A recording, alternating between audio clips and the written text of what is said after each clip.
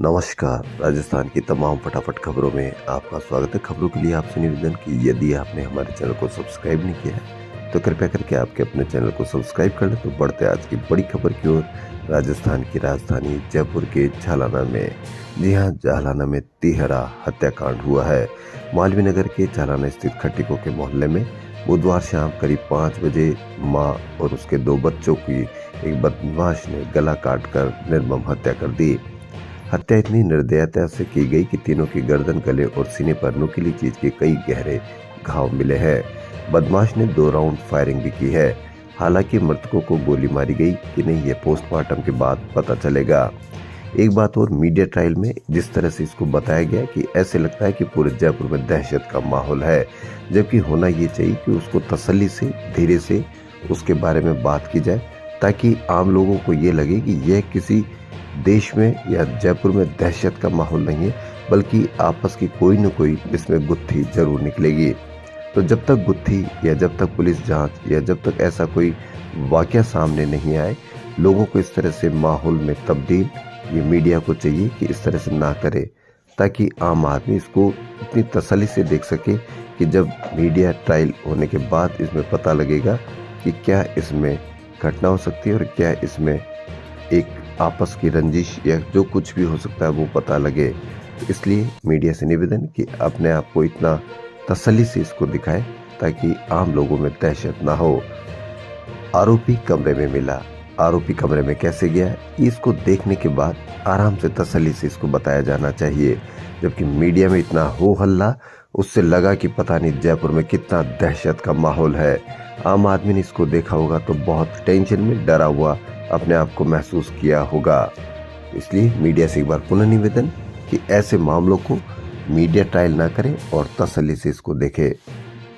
अब बात विधानसभा चुनाव की। विधानसभा चुनाव के बाद अब आगामी 3 दिसंबर को होने वाले मतों की गणना को लेकर जनता को बेसब्री से इंतजार है। राउंड के हिसाब से किशन पोल जयपुर के सबसे कम 9 राउंड के बाद सबसे जल्दी रिजल्ट आएगा। वहीं झोटवाड़ा विधानसभा के सबसे अधिक 26 राउंड में मतगणना होने के कारण सबसे अंत में रिजल्ट आने की संभावना है।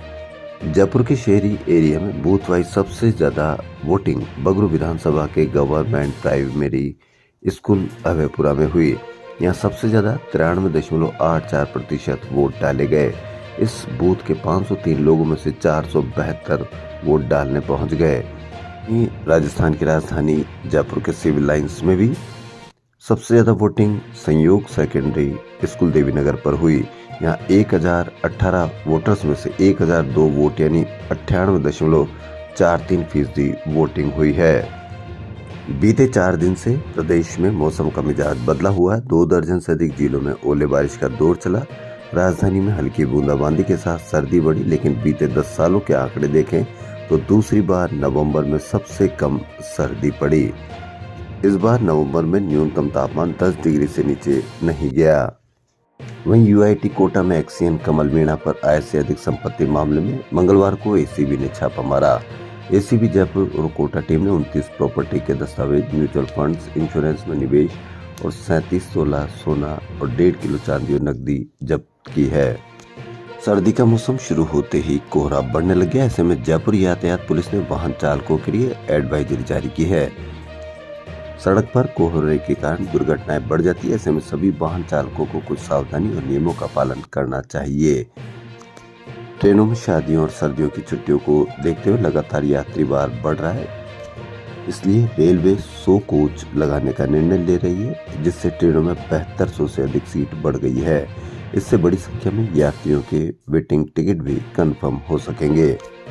जयपुर में 50वां सीएनजी स्टेशन और खुल गया है। ये स्टेशन नेशनल हाईवे 8 पर बिसरपुर चंदबाजी में खोला गया है।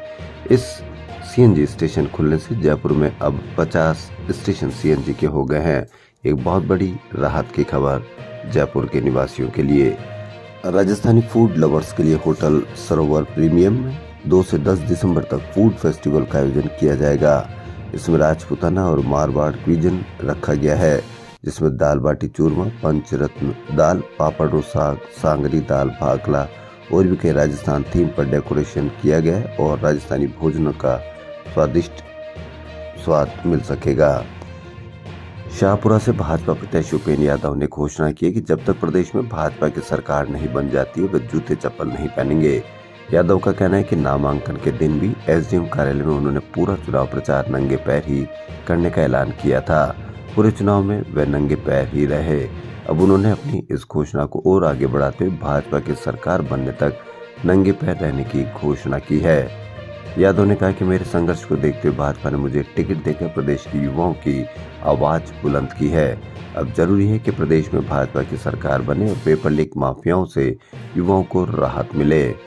जेएनयू के चांसलर डॉक्टर संदीप बख्शी की बेटी ऐश्वर्या बख्शी की केविन शेठ के साथ शादी हुई। पारिवारिक सदस्यों और मेहमानों के बीच वैदिक मंत्रोच्चारण के साथ विवाह की रस्में निभाई गई। प्लेबैक सिंगर शान और साजिद ने प्रस्तुतियां दी। राजस्थान की खबरों में फिलहाल इतना ही। यदि आपको राजस्थान की खबरें पसंद आ रही तो लाइक, सब्सक्राइब और शेयर अवश्य करें। धन्यवाद।